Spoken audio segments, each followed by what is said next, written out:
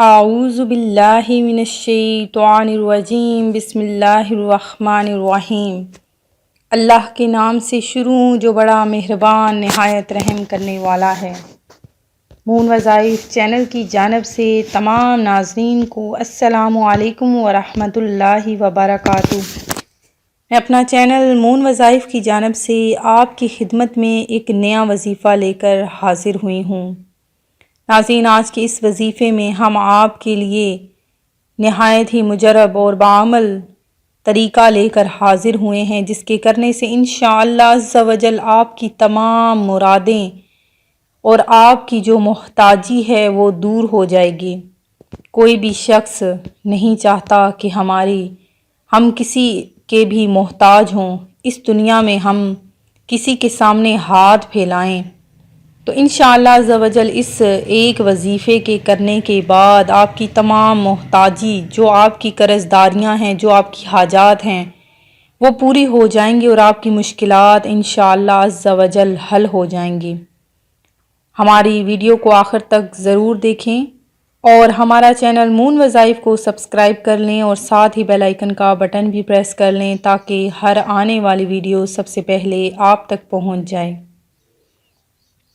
حضور علیہ السلام کے دوسرے صاحبزادے کا جب انتقال ہوا تو عرب کے کفار بہت خوش ہوئے۔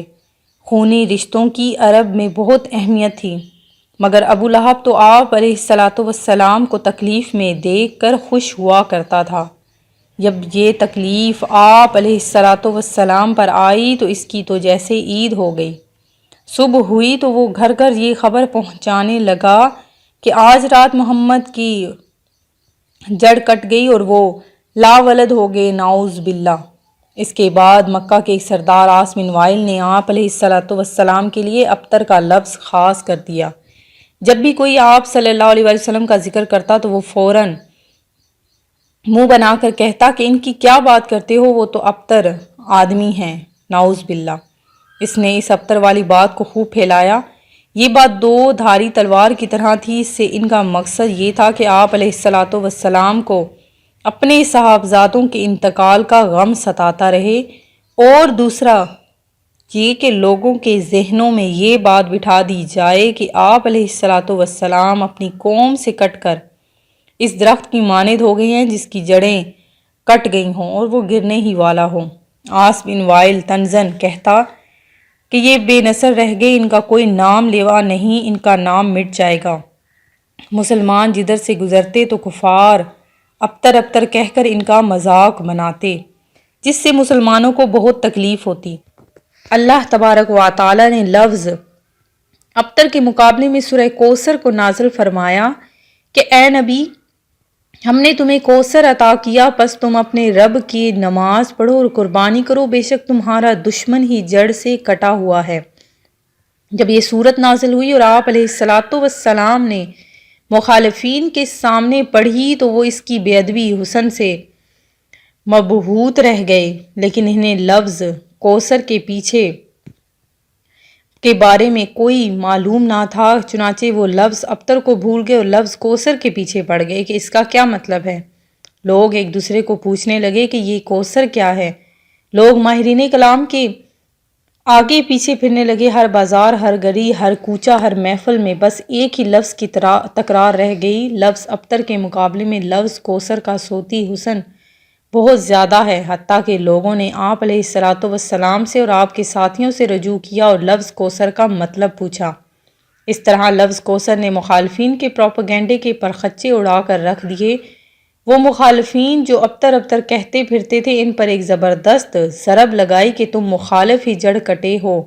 اللہ نے اپنے نبی کو تو خیر کثیر، اللہ کا دین اور حوض کوثر عطا کیا، اولاد کس کی باقی رہی ہے، یہ تو سب مٹ جانے والے ہیں۔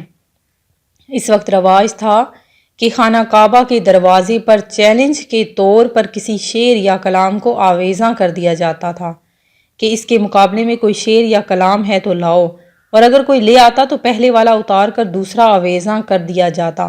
مسلمانوں نے بھی سورہ کوثر کے اعجاز و اثر کو دیکھ کر خانہ کعبہ کے دروازے پر آویزاں کر دیا اس چیلنج کا جواب دینے کے لیے بہت جوش و خروش پیدا ہوا اور اس کے بدلے کوئی کلام لانے پر خوب زور لگایا گیا، مگر بے سود۔ آخر عاجزاً آ کر کہنے لگے کہ یہ انسان کا قول نہیں ہے۔ دیکھا آپ نے کہ اللہ تبارک و تعالی آپ صلی اللہ علیہ وآلہ وسلم کے دشمن کا کیسے منہ توڑتا ہے اور ان کو ذلیل کرتا ہے۔ انشاءاللہ آج بھی یہ دشمن اور چیلنج کرنے والے منہ کی کھائیں گے اور ذلیل ہوں گے، بے نام و نشان ہو کر رہ جائیں گے، اور ان کے آنے والی نسلیں ان کا انجام دیکھ کر کانوں کو ہاتھ لگائیں گی۔ قرآن پاک میں ہے کہ ہم نے تیرے لیے تیرے ذکر کو بلند کیا، اور انشاءاللہ عز و جل آپ علیہ السلام کا ذکر خیر قیامت تک اسی طرح بلند و بالا رہے گا۔ ناظرین، جو آج میں آپ کے لیے خاص وظیفہ لے کر حاضر ہوئی ہوں وہ جمعہ کے دن کا بہت ہی خاص اور مجرب عمل ہے۔ جمعہ کے دن ویسے ہی بہت زیادہ برکتیں اور فضیلتیں نازل ہوتی ہیں۔ جمعہ کے دن ہر مسلمان کی دعا کو قبول کیا جاتا ہے۔ جمعۃ المبارک کی بابرکت گھڑیاں ایسی بابرکت گھڑیاں ہیں جس میں ہر مسلمان کی ہر مانگی ہوئی دعا قبول ہوتی ہے۔ تو ناظرین، ان چند ساعتوں کو اپنی ناگواری میں نہ گزارا کریں، بلکہ زیادہ سے زیادہ ذکر و اذکار اور درود پاک پڑھا کریں۔ جمعۃ المبارک کے دن ایک ایسی ساعت ہے جس میں کسی کی بھی دعا رد نہیں کی جاتی، اور وہ ساعت بہت تھوڑی ہے، تو اسے تلاش کریں اور زیادہ سے زیادہ دعا مانگیں۔ اللہ عز و جل بھی جمعہ کے دن مانگی ہوئی ہر دعا کو قبول فرماتا ہے، اور جمعۃ المبارک کے دن زیادہ سے زیادہ درود پاک پڑھا کریں۔ اس دن پڑھا جانے والا درود پاک آپ علیہ السلام کو بیک وقت اسی وقت پہنچایا جاتا ہے۔